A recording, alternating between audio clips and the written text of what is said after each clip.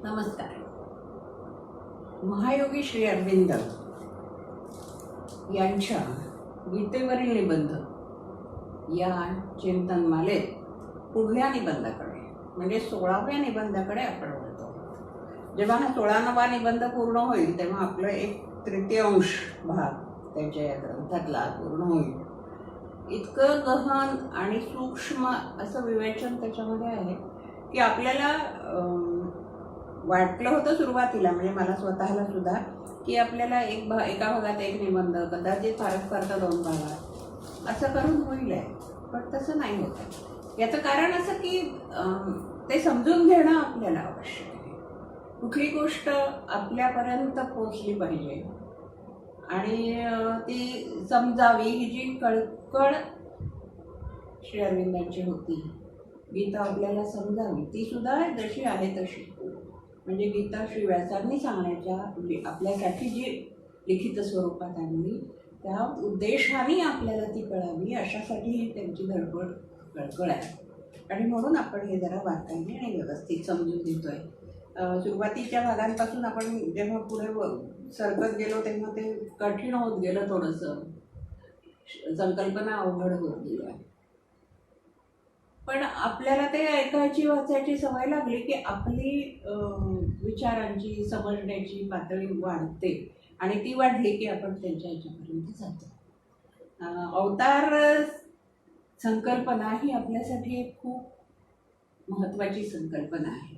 कारण आपण द्विधा मनस्थितीत असतो की हा सगळा अवतार वगैरे, अवतार विष्णूचा अवतार आहे, अमक्याचा अवतार आहे, तमक्याचा अवतार आहे, दत्ताचा अवतार आहे, आणखीन शंकराचा अवतार आहे, हे असे सगळे जर म्हटलं गेलेलं आहे. खरंच आहे का ते? बुद्धीने विचार केला तर ते खरं वाटत नाही. आणि म्हणूनच 15व्या निबंधामध्ये श्री अरविंदांनी अवताराची शक्यता, म्हणजे अवतार होऊ शकतो का, ईश्वराचा पृथ्वीवर अवतार होऊ शकतो का, ही शक्यता, आणि तो जर होत असेल तर त्याचं प्रयोजन काय हे बघितलं होतं. शक्यता का विचारात घ्यावी लागते आहे का? कारण का आपण ईश्वर हे एक तत्व मानतोय. जेव्हा एखादं तत्व आपल्या समोर येत आहे तेव्हा ते तत्व, त्याला काही रूप गुण आकार काही स्वतःचं काहीच नाही आहे ना अस्तित्व. मग जे नाही आहे अस्तित्वात ते कसं काय येईल? जे घडलेच नाही त्याची वार्ता काय पुसशी, अशी स्थिती आहे ती. की जे तत्व आहे त्या तत्वाचं कसं होईल? आपण थांबलो होतो मागच्या निबंधामध्ये या ठिकाणी की ईश्वरी जाणीव आहे. कृष्ण हे भान आहे, ईश्वरी जाणीव आहे. आणि ही जी जाणीव आहे ही जाणीव आपल्यामध्ये निर्माण होणं म्हणजे अवतार. बाहेरून कुठली गोष्ट येणं नाही. मग त्याच्यामध्ये विचार करत असताना कोणत्या विचारधारेच्या लोकांना काय वाटतं अवताराबद्दल हेही आपण बघतो. हा जो निबंध आहे 16वा, त्याच्यामध्ये अवतार प्रक्रिया स्पष्टपणे त्यांनी मांडलेली आहे की अवतार होतो ईश्वराचा पृथ्वीवर म्हणजे नेमकं काय होतं. 2 अंग पाहिली होती आपण की ईश्वरी तत्व मानवात अवतरतं हे अवतरण, आणि मानवी जाणीव ईश्वरत्वात जाते हे आरोहण. ही 2 अंग गीतेने अवतारासंदर्भात सांगितलेली आहे. हे सगळं आपल्याला श्री अरविंद सांगतात आहे. गीतेत काय सांगितलं आहे हे सांगतात आहे. गीतेचा अत्यंत सूक्ष्म अभ्यास करून, त्यातल्या पदांचा अभ्यास करून आणि त्याच्या मागच्या कार्यकारण भावाचा अभ्यास करून त्यांनी आपल्या पुढे हे सगळं मांडलेलं आहे. आता या निबंधात आपण बघणार आहोत की ही प्रक्रिया कशी होते अवताराची. तर ही प्रक्रिया गीतेत कशी वर्णिली आहे हेच आपण बघणार आहोत. अन्य ठिकाणी, अन्य साहित्यामध्ये त्या कशा पद्धतीची आहे हे श्री अरविंदांनी इथं सांगितलं नाही, किंवा त्यांना स्वतःला काय वाटतं हे सुद्धा त्यांनी इथं सांगितलं नाही. इथं गीतेत वर्णित काय आहे ते म्हणतात, गीतेच्या दृष्टीने मानव जन्म ही सनातन रहस्यमय घटना आहे. सनातन, अगदी जेव्हापासून मानव पृथ्वीवर आला तेव्हापासून मानवाला स्वतःच्या जन्माबद्दलचं एक कौतूहल आहे. खरंच रहस्यमय घटना आहे की कसं काय हा मानव जन्म आहे, कसं आपण जन्माला आहे. तो बायोलॉजिकली भाग सोडून द्या, एरवी ह्या सगळ्या रूपगुणांचा सगळ्यांचा समुच्चय घेऊन आपण कितीतरी पिढ्यांचा संचय घेऊन आपण येतो. आपल्या अनुवंशाने किती अनेक गुणदोष आपण आपल्याबरोबर घेऊन येतो. आजकाल तर आपण आपले शारीरिक रोग सुद्धा अनुवंशाने घेऊन यायला लागलेलो. हे सगळं कसं घडतं, तर गीतेच्या दृष्टीने ही रहस्यमय घटना आहे. या घटनेची दुसरी बाजू, मानवी जन्म ही जशी एक रहस्यमय घटना आहे, तशी त्या घटनेची दुसरी बाजू म्हणजे अवताराची रहस्यमय घटना. एकाच नाण्याच्या या दोन्ही बाजू. म्हणजे मानवी जन्म तितका सहज आहे तितकाच अवतार सहज आहे का, असा विचार मनामध्ये नाही येत का आपल्या, की मानवी जन्माची जर सनातन रहस्यमय घटना आहे तर अवताराची सुद्धा रहस्यमय घटना आहे दुसरी बाजू ही. कारण आपण हे पूर्णपणे गृहीत धरून चाललेलं आहे, आपल्याला सगळ्यांना हे मान्य आहे असं गृहीत धरून, आणि गीतेला पण मान्य आहे असं गृहीत धरून श्री अरविंद म्हणतात की मानवी जन्म हा सुद्धा ईश्वराचा अंश आहे, आणि ईश्वराचा अवतार हा तर ईश्वराचाच आहे. तर मग त्याच्याच दोन बाजू नाही झाल्या का ते? अंशरूपाने मानवी जन्म होणं आणि पूर्ण रूपाने अंशरूपाने ईश्वरी जन्म होणं आणि पूर्ण रूपाने ईश्वरी जन्म होणं हा त्यात म्हणजे अवतार म्हणून जेव्हा ईश्वरी तत्व ईश्वराचा जन्म होतो तेव्हा तो बंद रुपये असतो, खणखणीत नाळ, पूर्ण शुद्ध, कसलीही भेसळ नसलेला. पूर्वी जसा असायचा तेव्हा पूर्ण काही त्याच्यात दुसरं नाही मिसळलेलं, खणखणीत असतं. आणि मानवाच्या ह्याच्यामध्ये मात्र ही मिसळ आहे, ही भेसळ आहे, कारण त्याच्यामध्ये जो अंश आहे तो वेगळा आहे. हे तत्व सामान्य जन्माचं आहे. मानवी रूप आणि प्रकृती, मानवाचं रूप आणि मानवाची प्रकृती ईश्वराने व्यक्त होणं, ईश्वरमय होणं, किंवा ईश्वरानेच मानवी रूपाचा किंवा प्रकृतीचा उपयोग करणं स्वतःसाठी, त्याला जर आपण अवतार म्हणायचा असेल म्हणणार असू तर सामान्य जन्माचंही तसंच आहे, मानवी जन्माचंही तसंच आहे. मग या दोन जन्मांमध्ये फरक काय आहे? ते वेगळे का आहेत का? तर त्याचं महत्त्वाचं कारण आहे की अवतारामध्ये जो मानव रूपामध्ये आपल्या समोर दिसत असतो तो अंतर्बाह्य ईश्वर असतो, आणि जे आपण मानव आहोत, मनुष्य आहोत, ते अंतर्यामी ईश्वर आहोत, बाह्य मानव आहोत. असं झालं काहीतरी असं ईश्वर आपल्यात आहे पण तो आत लपलेला आहे, आपल्याला दिसत नाही, आपल्याला जाणवत नाही, आपल्याला माहिती नाही, आपण स्वीकारायलाही फारसा तयार नाही आहे. फक्त मानवाच्या अंतरंगी ईश्वर असतो, तो आत्मिक क्षेत्र त्याने व्यापलेलं असतं. आपलं जे आत्मिक क्षेत्र आहे ते त्याने व्यापलेलं आहे, आणि बाह्य क्षेत्र मात्र प्रकृतीने व्यापलेलं आहे. म्हणजे अंतर्यामी जो आहे तो ईश्वर आहे. आजकाल आपण ते चॉकलेटची किंवा बिस्किटांची जाहिरात बघतो ना, की ज्याचं तोडल्यानंतर आतमध्ये रस असतो, चॉकलेट असतं आतमध्ये, आणि वरून बिस्किटाचं आवरण असतं, किंवा चॉकलेटचंच घट्ट आवरण वरून असतं, आतलं द्रव रूपामध्ये त्या चॉकलेटचा अंश असतो, तो खूप आवडत असतो, खूप हवासा वाटत असतो. तशासारखं एकच आहे ते तत्व, पण आतलं जे आहे ते सारण म्हणजे ईश्वर आहे, आणि बाह्य जे आवरण आहे ती प्रकृती. पुरुष आणि प्रकृती हा सांख्यांचा विचार घेतला तर त्या विचाराने सुद्धा आपल्याला समजतं की आतलं जे आवरण आहे, आतलं जे सारण आहे ते ईश्वराचं आहे, आणि बाह्य आवरण जे आपलं आहे ते प्रकृतीमुळे आहे. कारण हे जड देह आपल्याला प्रकृतीमुळे मिळालेला आहे, तो कुठल्याही ईश्वरी तत्वामुळे आतला अंतरात्मा आहे, आणि प्रकृती म्हणजे प्राण फुंकणे, म्हणजे त्याच्यात ईश्वर असणे. आपण जी प्रतिष्ठापना करतो मृण्मय मूर्तीची, गणपतीची केली, देवीची केली, या सगळ्या ज्या मृण्मय मूर्ती आहेत याच्यामध्ये प्राणप्रतिष्ठा करतो म्हणजे जणू काही आपण त्यांच्यात जिवंतपणा, त्यांच्यात प्राण आणतो, मग त्याला ईश्वर म्हणून संबोधतो आणि मग त्याची पूजा अर्चा करतो. मूर्तिकाराच्या घरी ज्या मूर्ती ठेवलेल्या असतात त्या कुठेही ठेवलेल्या असतात, एका फळीवर त्याच्यावर दुसऱ्या फळीवर रचून ठेवलेले असतात, त्यांचे अर्ध रंगवलेले असतात, अर्ध्या तशाच असतात, कुठून तरी त्याचं माती दिसत असते. तर हे सगळं तिथे आपल्याला जो आकार दिसत असतो त्याची नाही पूजा. पूजा कशाची होते? ज्याच्यामध्ये प्राणप्रतिष्ठा होते त्याची. म्हणजे हे जे प्राण फुंकणे हा जो भाग आहे महत्वाचा, हा प्राण ईश्वरी तत्व आहे. आणि ज्या वेळेला बाह्य प्रकृतीमध्ये सुद्धा ईश्वरी तत्व स्पष्ट दिसून येत असेल, हिंदीमध्ये ज्याला झलक नाम म्हणतात, दिसणं, स्पष्ट होणं, व्यक्त होणं, असं जेव्हा असेल, बाह्य रूप सुद्धा ईश्वरी तत्वानेच युक्त असेल, त्यावेळेला तो अवतार असतो. आणि अंतर्यामी ईश्वर आणि बाह्य प्रकृती असं जेव्हा रूप असतं तेव्हा तो मानव असतो. कारण प्रत्येकाचा वैयक्तिक आत्मा हा ईश्वर अंश आहे. आपला आत्मा ईश्वर अंश आहे, ह्याची आपण पुष्कळ वेळा चर्चा केलेली आहे. याचा अर्थ मानवी जाणीव ही एकमेव ईश्वरी जाणीवेचा अंश आहे. आपण पाहिलं होतं मागच्या याच्यामध्ये निबंधामध्ये की ईश्वर ही जाणीव आहे, मग त्या जाणीवेचा अंश मानवी जाणीव आहे. म्हणजे ईश्वर ही जाणीव आहे, व्यक्ती ही प्रकृती आहे, आणि ही जाणीव असणे, हे ज्ञान असणे म्हणजे व्यक्ती. की माझ्या हृदयात, माझ्या अंतरंगात एक शक्ती आहे, चैतन्य आहे, एक जाणीव आहे, त्याला आम्ही ईश्वर म्हणतो आहे. ही व्यक्तिगत जाणीव, हे ज्ञान झालं.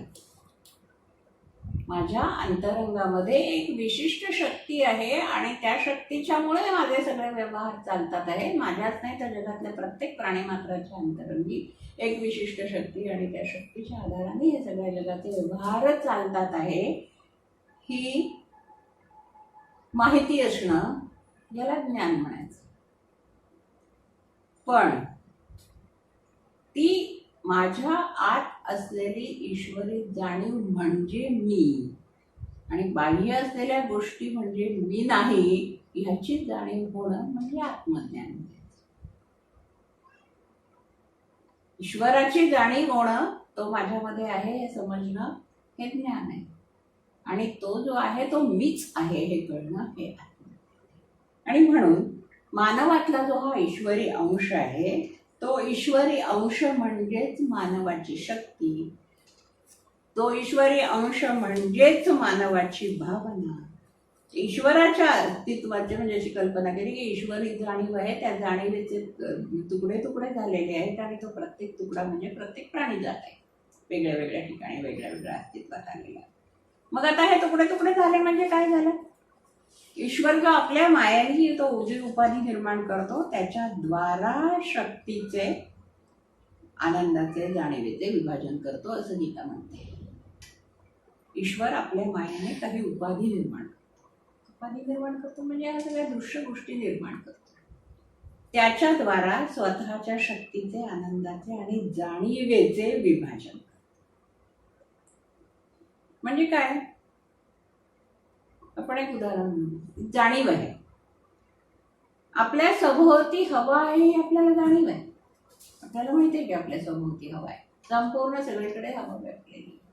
मग ही जी सगळी व्यापलेली हवा आहे, ही संपूर्णपणे व्यापलेली हवा आहे, त्याच्यातला काही अंश आपण स्वतःच्या फुफ्फुसात भरून घेतो, स्वतःला जगण्याला आवश्यक आहे म्हणून. मग त्यातला नको असलेला बाहेर टाकून देतो. आपण तो आपल्यात भरून घेतो हवा, असं म्हणजे ती हवा आपण आपल्यात घेतो. हे वनस्पती, प्राणी, बाकी सगळ्या ज्या गोष्टी आहेत ते लोक पण आपल्यामध्ये हवा भरून घेतो.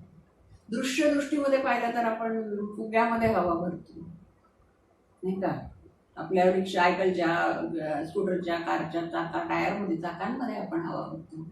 मोठमोठ्या बलून्समध्ये भरली जाते, आणखी कुठे कुठे कशासाठी वापरली जाते, ब्लोअर, अमकं तमकं जे काय असेल त्याच्यासाठी ती हवा कुठेतरी भरली जाते. त्याच्यातली ओढून घेतली जाते आणि तिथे जितका काय तो आकार असेल तितक्यामुळे ती भरली जाते, जशी फुग्यात किंवा टायरमध्ये होते. पण ते झालं म्हणजे त्या हवेचे तुकडे झाले का? ती तर तशीच राहिली सलग जशीच्या तशी. आणि हे पण पूर्ण झालं, जे आपल्याला जे हवेने भरायचं होतं ते पण पूर्ण झालेलं आहे. म्हणजे हे सगळं आसपास जी हवा भरलेली ती आहेच आहे, शिवाय आपण वेगळ्या वेगळ्या कारणांसाठी आपल्यामध्ये भरून घेतो आहे ती आहेच आहे. आणखी काय प्राणी वनस्पती आणि कोणत्या कोणत्या गोष्टी ती हवा स्वतःसाठी आपल्यासाठी शोषून घेत असतील, ती सगळी हवा आहेच आहे. आणि तरीही सगळीकडे जशीच्या तशीच पूर्ण, तशी ईश्वरी जाणीव. हे जी सगळी सजीव सृष्टी निर्माण झालेली या सृष्टीच्या अंतर्यामी ती जाणीव आहे आणि ती जाणीवच त्याला चालवते, नाही का? आपण हवा भरून घेतली, आपल्या श्वासामध्ये घेतली, फुफ्फुसात घेतली, तर त्याच्या भरोशावरच आपण आहो ना, जिवंत चालतोय ना आपण. त्या गाडीच्या चाकांमध्ये आपण हवा भरून केली की त्याच्या भरोशावरच गाडी चालते ना. वनस्पती ती हवेच्या द्वारात मोठ्या होतात आहे, वाढतात आहे. साधं ज्वलन सुद्धा आपण अगदी लहानपणी पाहिलेला सर्वात महत्वाचा प्रयोग, अगदी शाळेत असताना प्रायमरी वर्गात असताना, की ज्वलन व्हायचं असेल त्याला हवा लागते. एक मेणबत्ती घ्या, ती पेटवा, त्याच्यावर टाकायचा ग्लास उघडा ठेवा, थोड्या वेळाने हळूहळू हळूहळू ती मेणबत्ती विझते, कारण की तिला हवा असलेला ऑक्सिजन किंवा हवा तिथला त्याला मिळत नाही. त्याच्या आधी ती भरलेली होती त्याच्यामध्ये. तशीच ही ईश्वरी जाणीव आहे. ही जेव्हा ईश्वरी जाणीव प्रत्येकामध्ये गेलेली आहे, तरीही त्या जाणीवेचे तुकडे झाले नाही, ती भंग पावली नाही, ती अर्धवट झालेली नाही, किंवा ती कमी झाली नाही, किंवा ती संपली नाही. हवाही नाही संपत आहे ना, तशी ती संपली नाही. हवा संपेल असं म्हणतात आहे लोक. आता ऑक्सिजन संपतोय हवेतला, ओझोन संपतोय हवेतला. त्याची कारण की तो ईश्वरी तत्व नाही, हे नश्वर आहे. जे नश्वर आहे ते संपणार आहे. तसंच जसं तो अंश, त्या अंशातली शक्ती निर्माण झालेली आहे ईश्वराच्या अंशाने, जशी हवेच्या अंशाने शक्ती निर्माण झाली तशी ईश्वराच्या अंशाने शक्ती निर्माण झाली. तसंच आपण आनंद वाटत असतो. एखाद्या गोष्टीचा आपल्याला खूप आनंद झाला, एखादी गोष्ट आपल्याला मिळाली किंवा काय झालं की आपण सगळ्यांना सांगत चुकतो. आपल्यालाच काय दुसऱ्या कोणालाही मिळाली तरी आपण सांगत चुकतो. उदाहरणच घ्यायचं झालं तर जेव्हा क्रिकेटची टीम कोणाच्या तरी विरुद्ध आपली जिंकते, रबर जिंकते किंवा विश्वचषक जिंकते, तेव्हा तो आनंद प्रत्येक जण सगळ्यांना सांगत चुकतो, वाटत चुकतो. सगळ्यांना तो आनंद झालेला असतो, वाटत चुकतो. पण म्हणून तो संपतो का आपल्या मनातला? नाही संपत. तशासारखं ईश्वर या विविध उपाधी निर्माण करतं. ईश्वरी जाणीव ही स्वतःच्या सामर्थ्याने विविध उपाधी निर्माण करते. त्याच्यामध्ये शक्तीचं, आनंदाचं आणि जाणीवेचं विभाजन करते. जाणीवेचं विभाजन करते म्हणजे जीवनाचं, जिवंत राहण्याचं. शक्तीचं म्हणजे त्याच्या साह्याने ते कार्य करण्याचं. आणि आनंदाचं म्हणजे पुन्हा या सगळ्या सृष्टीमध्ये रमण्यासाठी आनंदाचं असं विभाजन करत असते. मग आता काय झालेलं आहे की मानवी आत्मा ईश्वरी अंश आहे. त्याचं शरीर हे भौतिक आहे, प्रकृती आहे. जसा मानवी आत्मा आहे तशा आत्मागत इंद्रिय पण आहे. ही सगळी बाह्य इंद्रिय जी आहे, आपली ज्ञानेंद्रिय, कर्मेंद्रिय, आपल्याला माहित आहे, दिसतात, समजतात, त्याची जाणीव होते, ती काम करतात, काम करणं थांबवतात, बंद करतात, कमी करतात, वगैरे वगैरे. पण तशीच काही आत्मगत इंद्रिय सुद्धा आहे, जी आत्म्याच्या जाणीवेशी जोडलेली असतात. ती नंतर कधीतरी आपल्या ह्याच्यामध्ये येतील, त्याचा विचार येईल कदाचित. आत्मगत इंद्रिय म्हणजे जी आत्म्यातनी परमात्म्याशी जाणीवेशी जोडलेली असतात, ज्याला इंट्युशन म्हणूया किंवा आणखी काही अशा गोष्टी आहेत, त्याला अंतर्ज्ञान म्हणूया आपण. ह्या जाणीवेने ज्या त्या गोष्टी असतात ही आत्मगत इंद्रिय असतात. पण ह्याच्यावर ईश्वरी मायेचा पडदा पडलेला आहे, कारण हे शरीर आहे मायेने तयार झाले, हा पडदा पडलेला आहे. श्री अरविंदांनी त्याला ढापणं म्हटलंय. श्री अरविंद म्हणतात की मानवी आत्मा आणि आत्मगत इंद्रिय याच्यावर प्रकृती ढापणं बसवत, म्हणजे तो बंदच करून टाकते एकदमच. आणि जशी हे लावलेली असते ना, घोड्यांना वगैरे लावतात, जशा प्रकारची ती ढापणं लावतात की त्यांनी फक्त त्यांना दिसतं तेच दाखवलं जातं, तेच दिसलं पाहिजे. तशासारखा हा प्रकृतीची जी आहे ती ढापणं बसली आहे. त्याच्यामुळे प्रकृती जे दाखवेल आपल्याला किंवा माया जे आपल्याला दाखवेल ते आपल्याला दिसत, बाकी सगळं असतून असप्लास असून आपल्याला दिसत नाही, आपल्याला जाणवत नाही, कारण की ती मायाची ढापणं आहे. तिने आपल्याला ते लावून दिलेली आहेत आपल्याला त्या इंद्रियांवर, आत्मगती इंद्रियांवर. त्याच्यामुळे तीच दिसते आपल्याला, बाकी आपल्याला सगळं काही दिसत नाही. ही ढापणं लावली आहेत असं श्री अरविंद म्हणतात. म्हणून मानवी ईश्वर अव्यक्त रूपातून व्यक्ताच्या प्रांतात येतो. ही ढापणं लावल्यामुळे मानवी ईश्वर म्हणजे आपल्या मनातला जो ईश्वर अंश आहे, तो जो अव्यक्त आहे, तो ईश्वराचा अंश व्यक्ताच्या रूपात येतो, म्हणजे मानवी स्वरूपात जड प्रकृतीमध्ये येतो, व्यक्ताच्या प्रांतात येतो आणि अव्यक्ताचा प्रांत विसरून जातो. अव्यक्ताचा जो प्रांत आहे तो विसरून जातो, व्यक्ताच्या प्रांतात येतो, तिथेच रमतो आणि इतका रमतो की काही विचारायला सोय नको. गदिमांनी म्हटल्याप्रमाणे जग हे बंदी शाळा जो आला तो रमला, रमून जातो. इथे मला वर्ड्सवर्थच्या एका कवितेची आठवण झाली. टिंटन ॲबी म्हणून एक कविता आहे, सुंदर कविता, इंग्लिश कविता. त्या कवितेचं म्हणजे माहीत नाही कोण काही भाषांतर वगैरे केलं असेल तर, पण ते इंग्लिशमधनं जेव्हा शिकले तेव्हा त्याचा जो आनंद मिळाला.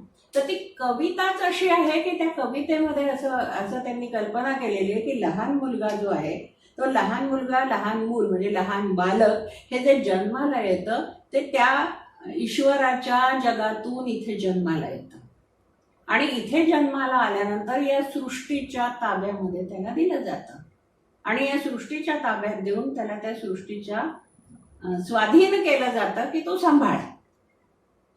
आता जोपर्यंत तो इथे येतो, काही दिवस सुरुवातीला त्याला त्याची ईश्वराचं घर आणि ते सगळं जग त्याला आठवत असतं, पण काही दिवसांनी तो या सृष्टीमध्ये, निसर्गामध्ये, आपल्या पृथ्वीवर असा काही रमतो की त्यातून विसरून जातो. म्हणजे त्यांनी असं उदाहरण दिलेलं आहे की एखादी जर आई खूप व्यस्त असेल, खूप कामात असेल, तर ती आपल्या मुलाला दाईकडे सोपवते आणि ती तिच्या कामाला निघून जाते आणि अत्यंत विश्वासाने सोपवते. आता ही जी दाई असते ही सुद्धा अत्यंत प्रेमाने त्या मुलाला वाढवते, त्याचं लाड करते, त्याचं कौतुक करते, त्याला काय हवं ते देत असते. मग त्याच्यामुळे हळूहळू काही दिवसानंतर सुरुवातीला त्याला आपल्या आईची आठवण येते की आई नाही भेटली, तिला मी भेटलो नाहीये, मला त्याची आठवण येते. परंतु काही दिवसानंतर हळूहळू आई विसरतेच जाते आणि ही जी दाई आहे हीच त्याची आई होऊन जाते आणि त्याला वाटायला लागतं की हीच आपली आई आहे. आणि मग तो आपल्या आईला ओळखेन असं होतो आणि इथे येऊन रमतो आणि मग तो आईकडे परत जायला सुद्धा तयार नसतो. ही ती कल्पना आहे त्या पूर्ण कवितेची. तशी म्हणजे या कल्पनेप्रमाणे कवितेसाठी असं म्हटलंय की ही सृष्टी ही दाई आहे मानवाची, ईश्वर हे माता आहे, गव्हर्नेन्स आहे सृष्टी ही, ईश्वर ही माता आहे आणि ईश्वराने आपलं हे लेकरू सुंदर सृष्टीच्या स्वाधीन केलंय. ते सृष्टीलाही ते बाळ आवडलं आणि तिने मोठ्या प्रेमाने, लाडाने, कोडाने, कौतुकाने त्याला वाढवायला सुरुवात केली, मोठं करायला सुरुवात केली. मग हे बाळ आपल्या आईला विसरून गेलं आणि पूर्णपणे या सृष्टीलाच स्वतःची माता समजायला लागलं आणि त्यातच ते रमलं आणि त्याच्यातच ते आपलं सगळं जीवन इथेच आहे असं समजायला लागलं. मग परत जायला कुरकुर करायला लागला, त्याला वाटायला लागलं की कुरकुर असं आहे, नको. तर ही कशी रचना, ही प्रक्रिया कशी झाली? म्हणजे श्री अरविंद म्हणतात की अवताराची प्रक्रिया सांगत असताना श्रीकृष्णाने आपल्या स्वतःच्या अवताराची प्रक्रिया सांगत असताना सृष्टीच्या जन्माचीच प्रक्रिया जणू काय सांगितली की ईश्वरी जाणीव हे एक सुवर्ण आहे, एक मोठं साठा आहे सुवर्णाचा समजा ईश्वरी जाणीव. आणि मग त्याच्यातनं नाणी पडली. आता सर्वप्रथम ती शुद्ध नाणी पडली, पण मग ती वेडी वाकडी होतात म्हणून मग त्याच्यात काहीतरी मिसळायला लागतं ना, तिने आकार करायला, घट्ट धरून राहायला, त्याचा टिकाऊपणा वाढायला, म्हणून त्याच्यात मिसळावं लागतं. तशासारखं जी ती शुद्ध नाणी होती त्याच्यावर ईश्वराने स्वतःचा शिक्का मारला, ईश्वर म्हणून जाणीवेने. पण ती जेव्हा प्रचलनात यायला लागली तर ती टिकावी म्हणून त्याच्यासाठी सृष्टीने पशुमानव हा शिक्का मारून टाकला आणि पशुमानव या शिक्क्याने हा मानव याच्यामध्ये वावरायला लागला आणि त्याच्यामुळे अनेक नाणी पाडली अशी कल्पना केलेली आहे ते श्री अरविंदांनी की अनेक नाणी पाडली सुवर्णाची. त्याच्यापैकी एकावर मानव शिक्का मारला, एकावर पशु मारला, एकावर वनस्पती मारला, एकावर आणखी दगडधोंडे मारले. तर हे सगळे जे शिक्के मारले त्याच्यातला हा मानव होता. तर प्रकृतीने त्याच्यावर, मायेने त्याच्यावर, त्याच्या त्या ईश्वराच्या शिक्क्यावर स्वतःचा पशुमानव हा शिक्का मारला. त्यामुळे मानव हा शिक्का, ईश्वर हा शिक्का, तर ईश्वर हे मागेच पडलं, त्याच्यावरचा मानव हा शिक्काही मागे पडला आणि पशु मानव हा शिक्का समोर प्रत्यक्षामध्ये दिसायला लागला. आणि ईश्वराचं जे गुप्त चिन्ह होतं, त्याची जी ओळख होती, ती ओळख विसरायला लागली, ती कुठेतरी हरवायला लागली. जसं आपण बघतो की जी नोट असते त्या नोटेवर अनेक शिक्के असतात, आणखी काय काय लिहिलेलं असतं, सगळं लिहिलेलं असतं, पण ती नोट खरी आहे की खोटी आहे हे पाहायला आपल्याला ते काहीतरी विशिष्ट पाहावं लागतं. त्याच्यात ती तार आहे का काही ठिकाणी आणखीन वॉटरमार्क आहे का, काय आहे ते पाहावं लागतं, तेव्हा ती खरी का खोटी ते समजते. ते समजण्याची सुद्धा एक चिन्ह आहे ते समजण्याचं. तशासारखं ईश्वराचं जे आहे ते गुप्त चिन्ह म्हणजे जणू वॉटरमार्क आपल्यावरचं, की जो पटकन दिसतच नाही. मग त्याच्यानंतर सृष्टीचं चिन्ह, मायेचं चिन्ह, आणि त्याच्यानंतर मग ही सगळी जमलेली धूळ त्याच्यावर. कोरी चुनरिया आत्मा मोरी माया है माया जाल, वो दुनिया मर बाबुल का घर, ये दुनिया ससुराल. काव्यामध्ये सुरेख वर्णन तशासारखं आहे. तर ही जी, त्यामुळे मानवाचा शिक्का मारल्यामुळे त्याच्यावर मानवता जी होती, ही मानवता अशी मध्ये राहिली. इकडे ईश्वराचं चिन्ह, मध्ये मानवता, आणि इकडे पशुचं चिन्ह, पशुगत मानवता. ज्या वेळेला ही मानवता ईश्वराभिमुख होईल, उलटी मागे वळून पाहिल, त्यावेळेला ती ईश्वराकडे नेणारी असेल, ती आध्यात्मिक ठरेल. आणि ज्या वेळेला ही मानवता ईश्वर परान्मुख होईल, म्हणजे त्याच्याकडे पाठ फिरवेल आणि इकडे सृष्टीकडे पाहिल, मायेकडे पाहिल आणि मायेकडे रमायला जाईल, ती मानवता पार्थिव मानवता ठरेल. आणि ही पार्थिव मानवता नश्वरतेकडे नेणारी असेल, भौतिक असेल. मध्यावर्ती मानव आहे. मागे वळून पाहिलं तर मागे वळून पाहिल्यानंतर ईश्वर आहे. ईश्वराने सतत हेच म्हटलंय की मी तुझ्या पाठीशी आहे. आपणही हेच गृहीत धरलं की ईश्वर आपल्या पाठीशी आहे, समोर नाही. मागे वळून मागे आपल्या ईश्वर आहे, पाठीशी आहे, आणि समोर भौतिकता आहे सगळी. आपण समोरच बघत राहतो, डोळे नाहीत ना पाठीला, त्याच्यामुळे समोरच बघत राहतो, मागे वळून आत वळून बघायचा प्रयत्न करत नाही. ज्या वेळेला ईश्वरोन्मुख दैवी मानवता ही जागृत होईल, तेव्हा ती त्याला मानवाला ईश्वराकडे नेणारी ठरेल. आणि या मानवतेला आध्यात्मिक मानवता असं म्हटलं जाईल.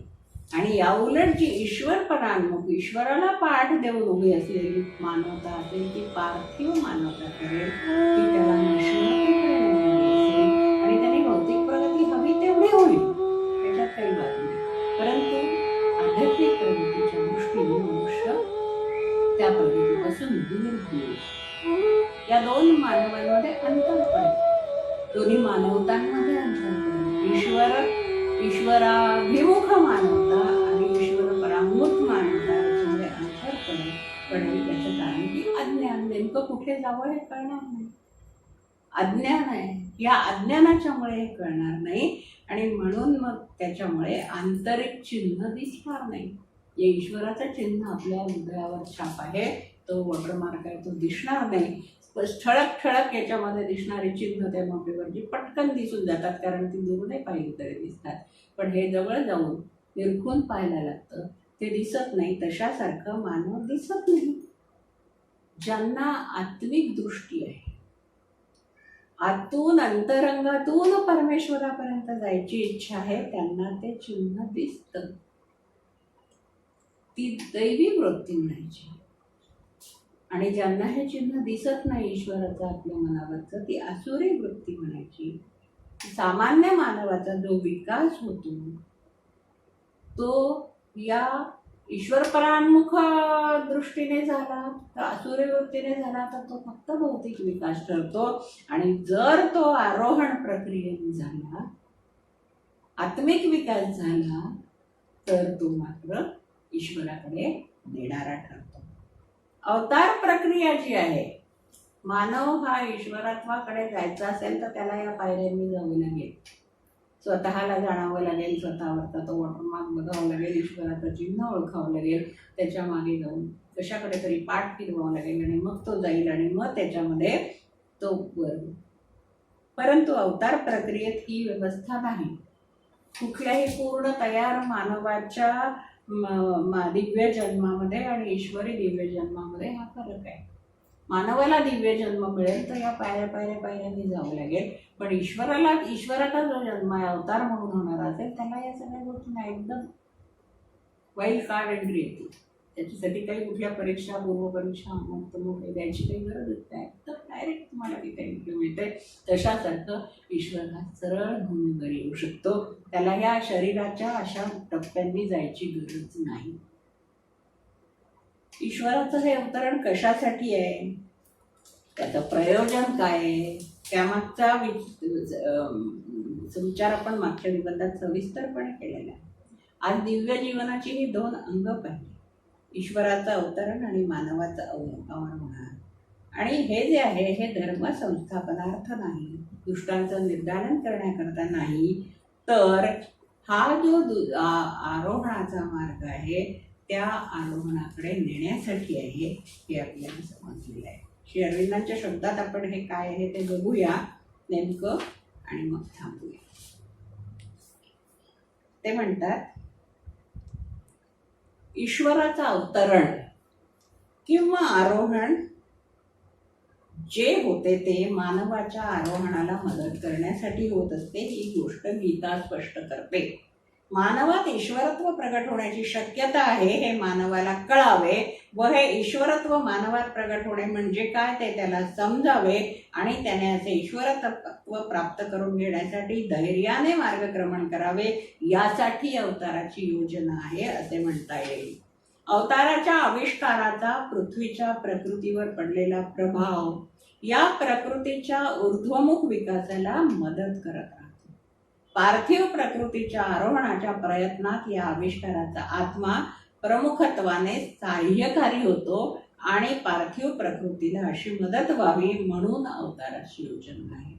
अवतारामुळे दिव्य मानवतेचा आध्यात्मिक साचा मानवाला उपलब्ध होतो आणि असा साचा साधकाला मिळावा व त्याला दिव्य मानव होता यावे म्हणून अवताराची योजना आहे. अवताराची योजना ही माणसाला धर्म शिकवण्यासाठी केवळ एखादा पूजा पंथ नव्हे, तर अंतर आणि बाह्य जीवनाचा मार्ग शिकवण्यासाठी आहे, ज्या योगे माणसाला दिव्यत्वाच्या दिशेने आपला विकास करून घेता येईल. हा आत्मघडणीचा मार्ग, नियम, कायदा माणसाला शिकवण्यासाठी अवताराची योजना आहे. दिव्यतेच्या दिशेने मानवाचे आरोहण, मानवाचा विकास हा काही केवळ विरळ वैयक्तिक स्वरूपाचा तुटक व्यवहार नसतो, तो इतर ईश्वरी विश्वकार्याप्रमाणे सामुदायिक व्यवहार असतो. हा विकास हे एकंदर मानवजातीचे कार्य महत्त्वाचे व सर्वश्रेष्ठ कार्य असते आणि म्हणून मानवजातीच्या दिव्यतेच्या दिशेने चाललेला प्रवास सुकर करण्यासाठी अवताराची ही योजना आहे. महान संकटाच्या प्रसंगी या प्रवासी मानवतेला सुरक्षित एकत्र ठेवण्यासाठी ती आहे. अधोगामी शक्ती फार जोर करू लागतात तेव्हा त्यांचा निपात करण्यासाठी तो आहे. मानवतेच्या प्रकृतीतील ईश्वरोन्मुख गतीचा महान धर्म रक्षण्यासाठी किंवा पुनरुज्जीवित करण्यासाठी आहे. तसेच पृथ्वीवर ईश्वरी राज्य येण्याची, मग ते कितीही दीर्घकालाने येणार असो, पूर्वतयारी करण्यासाठी हा मुद्दा या ठिकाणी तुम्ही स्पष्ट केलेला आहे की धर्म स्थापायचा म्हणजे कोणता धर्म स्थापायचा, तर मानवाला ईश्वराकडे नेणारा धर्म स्थापायचा. आणि तो धर्म स्थापन करत असताना ज्या विरोधी शक्ती कार्यरत असतील त्या विरोधी शक्तींचा नायनाट करायचा, त्यांचा नाश करायचा. यासाठी या विचारावर आपण थांबूया आणि मग याच्या पुढचा जो भाग आहे नेमकी अवताराची प्रक्रिया हे पुढच्या व्याख्यानामध्ये बघूया. नमस्कार, धन्यवाद.